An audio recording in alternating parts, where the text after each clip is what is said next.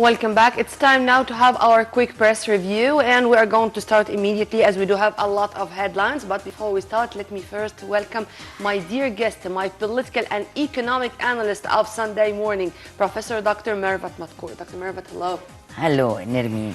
And from Al-Ahram, we read the president stresses his commitment to the recommendations of the detained youth.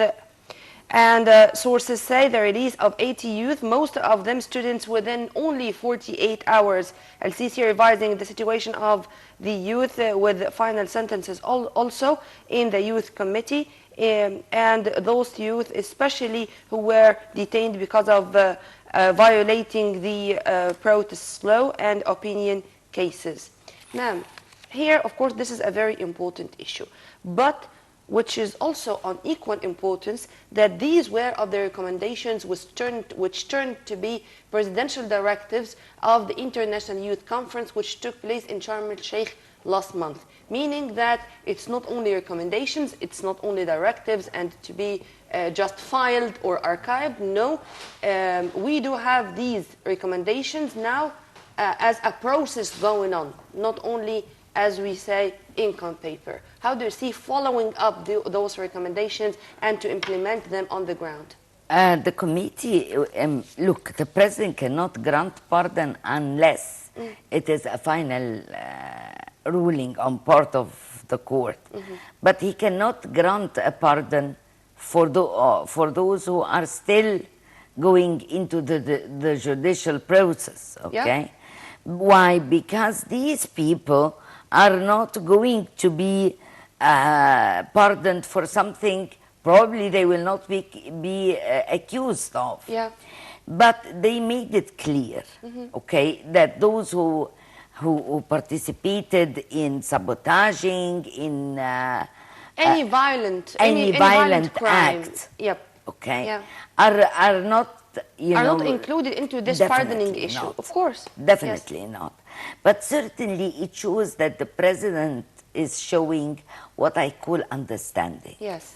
Okay, that the youth are always, they go for things like, why don't we go down? Why don't we revolt? Why don't we? Enthusiasm, their passion, and of course also is a very nice word. I find it on a very nice choice of the word, because in many cases, those who have bridged the demonstration law, where I can't say they were not really knowing what they are doing, but it's passion. Yeah, okay? Amen to that. And I believe it's nice. It shows that the father role, which the president is playing here, is really fulfilled. Amen to that, ma'am. We are still with Al-Ahram and with the visit of President Abdel Fattah al-Sisi to Portugal, which is going to take place on the 21st and 22nd of November. In an official visit that would last for 2 days, President al-Sisi in Portugal in November 21st to enhance ties between the two countries. The presidency announced that al-Sisi plans to visit Portugal and is expected to discuss bilateral ties and means of enhancing cooperation in the fields of economy, scientific research, and defense. Al-Sisi's visit is the first since Portuguese President Marcelo de Sousa assumed power in March 2016. Ma'am, our foreign policy, and it seems that there is a continuation of what Egypt is doing is to enhance ties with all over the world, with powers from all over the world, and not to be just limited to special powers rather than the other. Do you agree with that? I definitely do. And this is resuming the Egypt's role, on which the president, along with Sameh Shukri, have been working on since his elections as a president of Egypt. And certainly he has been very successful. He started with Africa, then went to Europe, we remember, to France, and then to... the Far East? No, first he went to Putin, okay? Yeah, Russia. And then he went to the Far East, This is the diversity I'm talking about. This should have been done. Forgetting that we are an African country on part of previous regimes was really a disaster. Yes, Iman. And that's what we are suffering from with regard to the Renaissance Dam. We have even at one point of time lost our seat in the African summit. Yeah. Okay, so it was high time to take such an action, and the effort of the president is undeniable. Okay? To that. And certainly our diplomacy also is doing great, as you've kindly mentioned. Of course. Sameh Shukri is a pioneer, really. And both of them are working in what I call a harmony. Yes. Okay. Every single person in our delegations are very well trained, and each one knows his role in whatever meeting is taking place. Okay. Portugal, I find very important, certainly. And I hope he visits as well Spain, because both constitute the Gibraltar passage, like the down in the Red Sea, of course. Passages are very important to Egypt because they are, you know, what I call holding all the passages or actually the waterways that lead to the Suez Canal. Sure. So we have really to have good relations with these countries. And this is the economic point of view, or the economic side of the coin. And besides, mind you, this is a country that is very much advanced in scientific research. Yes. And look what the president is doing. He is looking for countries that could really help Egypt in the educational program which he has put forth for Egypt. Yes. Okay. Exchanging expertise, but I mentioned Definitely. the economic side, ma'am, because this is going to lead us to another economic issue, but from Al-Akhbar this time. The government and business society face-to-face at Al-Akhbar Al-Yawm conference. Sharif Ismail, our prime minister, says before the inaugural session, increasing the subsidies of the goods only to those who deserve, raising growth to 6% and investment low before the parliament within 2 weeks. This is a very important issue, ma'am. The problem is that Go ahead. Can he really define who deserve it? That's a very important issue. Why? The subsidies cards, ma'am, because in specific today it was released that President Abdel Fattah al-Sisi... What President Abdel Fattah al-Sisi did was the correct thing. Yep. What he is uttering here or really putting forth, that has no meaning. Why? Because you have to specify who are the people who really deserve to be subsidized. Is it going to be a subsidy in terms of goods or in terms of money? And mind you, one of the structural program advocated by the IMF is the taking care of the low income brackets and the realization of social justice. Where is the government with regard to these issues? And this is exactly what I was going to say, because President Abdel Fattah al-Sisi said that. Look, the president is far ahead. Cleansing the cards or the cards of subsidies, which is it was affiliated to the Ministry of Supply and now affiliated to the Ministry of Military Production, because this was a source of corruption, because those cards, unfortunately, give me one sector that is free of corruption. Because we are paying the price of years and years, ma'am. Because it's not going to be solved this has been eating up our economy, really. And because of this, there are steps. Some of them are taken, and some of them are to be taken in the near future. This is what we are doing. But my point of view here is that, unfortunately, the media does not know some of these steps I'm talking about, except even after or it's very much delayed without a specific reason? No, the problem is he doesn't communicate, the Prime Minister.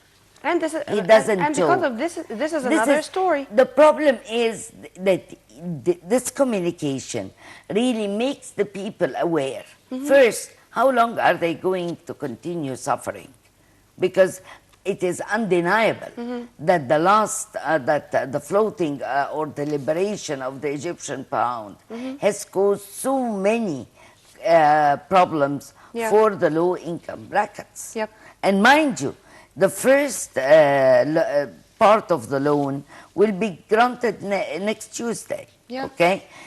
But they will not continue unless we fulfill the four, what we call the four major issues of finishing the loan.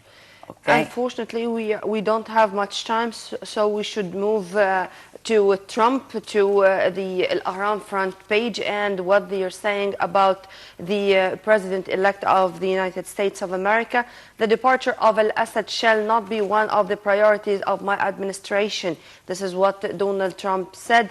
This came as thousands of demonstrators besieged Trump Tower, marched through other U.S. cities in a fourth day of protests after his election. We do have more details in the coming report. Chanting "Not my president" and "Love Trump's hate," thousands of demonstrators took to the streets in cities across the United States on Saturday to protest against President-elect Donald Trump, who they say threatens their civil and human rights. The biggest rallies were in New York, Los Angeles, and Chicago, where organizers said they wanted to build on the momentum after several nights of protests triggered by Trump's surprise win in Tuesday's presidential elections. In New York, several thousand protesters marched peacefully up Fifth Avenue, past its storefronts, before filling the streets at the foot of Trump Tower, the president-elect's skyscraper home. There were also demonstrations in Chicago and Los Angeles, where several thousand protesters gathered beneath MacArthur Park's palm trees, holding placards including "Dump Trump" and "Minorities Matter" before marching towards downtown. Some of the demonstrators waved American, Mexican, and rainbow flags. Welcome back. Dr. Mervat, when it comes to America, America is trying to convince the whole world that it's the source of democracy. And what's going on in the streets right now, I think it's saying something else. How do you see this image?